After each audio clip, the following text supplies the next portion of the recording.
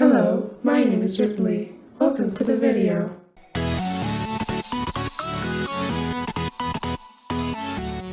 What's up, schmucks? I hope you're having a wonderful day. I know this movie has been out for almost 2 weeks, oh my god, but I don't care and I want to talk about it, so let's not waste any time, let's just get right into it.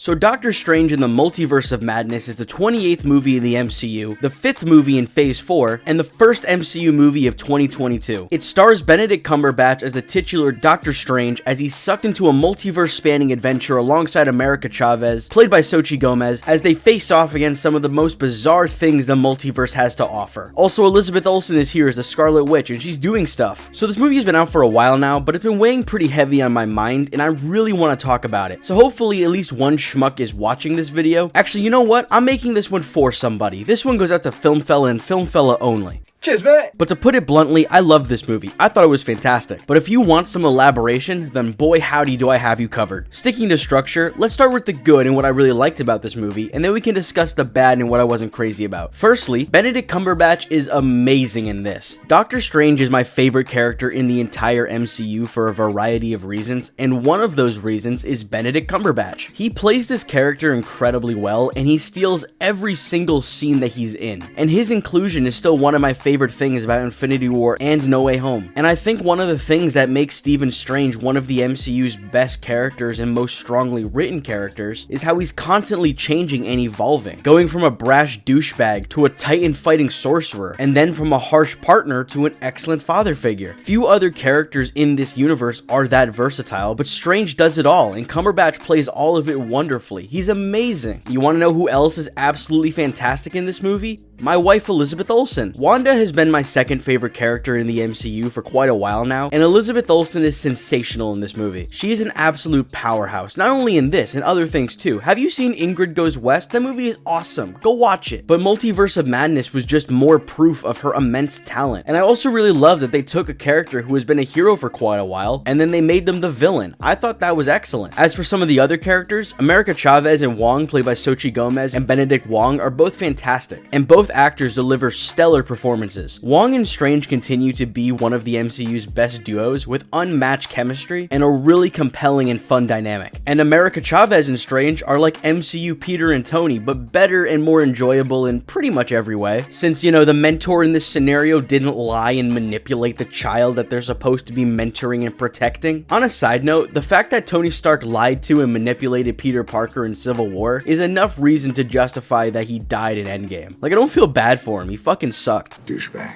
But anyway, I really liked Doctor Strange and America Chavez in this movie. I really enjoyed their pairing, and I liked seeing Doctor Strange step into the surrogate parent role. I think that suits him really well. Speaking of Strange, we get quite a few Doctor Stranges in this movie. My favorite of all of them being Dead Strange. Like, look at this guy, this motherfucker's cool as hell. So by this point, if you've seen me talk about other MCU things, then you know that I don't like the action in them. I think on the whole, the action sequences in the MCU leave a lot to be desired more often than not, but the action in this movie, I thought it was phenomenal, and there's actually quite a variety. It's not all fist fights, it's not all crazy over-the-top wizard duels. Actually, speaking of which, my favorite action sequence in this movie was a crazy over-the-top wizard duel, and I saw some people say that it's a bit cringe, but those people don't have any taste, because it was cool and creative and wacky and zany, and just the perfect kind of action sequence to have in a movie full of godly magic users. It was inventive, and that's the kind of things I want to see in the MCU. We've been going for like 14 years now. We need to start seeing some new shit every once in a while. I'm not sure how to segue into this, but the story and the plot of this movie is remarkably simple and relatively low stakes, and I think that's all for the movie's benefit. This easily could have been an overly complicated and convoluted mess, but it maintains a steady course and tells a pretty simple story. I also enjoyed that I didn't have to watch like 10 different things to understand it. Like, that was nice. Actually, I would be curious to show this movie to somebody who hasn't seen Doctor Strange or WandaVision, just to see if they understand it. Like, I think this movie could mostly stand on its own. You can kind of gather who's who and what's going on by context clues. Now, the last pro that I want to mention is Sam Raimi. Sam Raimi's fingerprints are all over this movie, and that's honestly its greatest strength. There's creative and fun cinematography, inventive editing choices, campy and cheesy fun, and a handful of genuinely frightening moments. I loved all of that. I love when the MCU lets directors just make the movie they want to make and they get to do what they're best at. I might not love Thor Ragnarok, but I love that it's a Taika Waititi movie. movie. I love that James Gunn just comes in and makes cinema every time he's given the director's chair. And that's why I love Eternals. Chloe Zhao just came in and made this big epic movie with a focus on dialogue instead of action, and I thought it was brilliant. And then we got Sam Raimi coming in and doing his Sam Raimi thing, and it was awesome, and that's why I love Doctor Strange in the Multiverse of Madness. But despite loving something, there is always room to criticize it. So let's criticize Multiverse of Madness a bit. First up, I didn't like that this isn't a Multiverse of Madness. It just isn't. Great title. Phenomenal title. Completely undeserved though. Like, the madness of the multiverse is just 3 dimensions, and 2 of them are fairly normal, and 1 of them is a bit maddening. But that's it. And yeah, there's a bit where Strange and America Chavez fall through dimensions and stuff, but that's not enough. That was incredibly brief, and it wasn't enough to justify calling your movie the Multiverse of Madness. They do more dimension hopping in a single episode of Rick and Morty than this 2-hour movie did. Honestly, they should have done what Phineas and Ferb the movie did. In that movie, in the back end of the second act, they all just start dimension hopping to get back home while being pursued, and this movie completely lended itself to that. What a missed opportunity. I also want to come back around to talking about characters in this movie. Let's start with Mordo. Coming off the back of the first Doctor Strange, I kind of figured Mordo would be doing something, you know, getting up to shenanigans, because that's what the end of the first movie set up. But nope. Mordo is a complete waste in this movie, and poor Chiwetel Ejiofor, he's given nothing to work with. You could take Mordo out of this movie, replace him with just some random dude, and the movie would be completely unaltered. Or, you know, better yet, replace him with a walking, talking tuna sandwich, and the movie would not be any different. Okay, let's talk about the cameos in the Illuminati. They're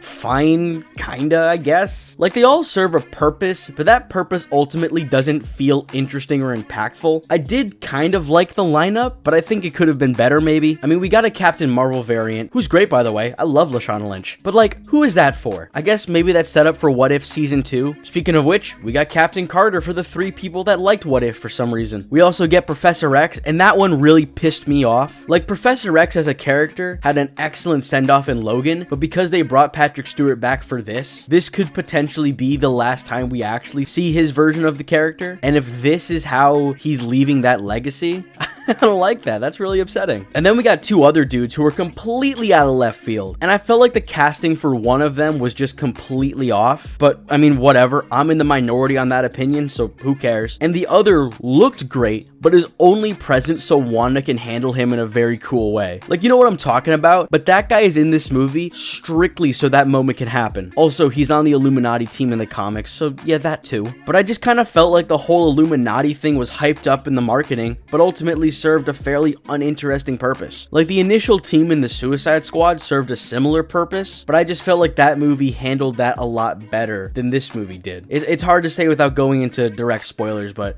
I don't know, maybe one day we'll properly discuss it. Look, man, I really just wanted Tom Cruise as Iron Man. That is all I wanted, and I didn't get it, and now I'm just gonna be pissed forever, I guess. I don't know. Anyway, Doctor Strange in the Multiverse of Madness is a great movie and an excellent MCU movie, and it's definitely my favorite thing in Phase 4 so far. The movie oozes and leaks style from a super talented and creative director, along with pushing my top 2 favorite MCU characters to new heights, and it even introduces a fun new character who I found really enjoyable, and I'm really excited to see where she goes next. The movie also offers some delightful visuals and some excellent action sequences, but unfortunately, it is lacking in some of its creative endeavors. The movie never really lives up to its name of Multiverse of Madness, and it has quite a few characters thrown into the mix who I just didn't think were really all that great. But I also feel like none of that really detracts too hard from what is a genuinely great superhero movie, an excellent new outing for Doctor Strange, and a perfect sequel to the first Doctor Strange, especially in terms of how it evolves his character, pushes the lore and concepts of the first movie to new boundaries, and further pushes the wider MCU into new and interesting territory. Thank you for watching, I hope you enjoyed, and I hope you have a fantastic day.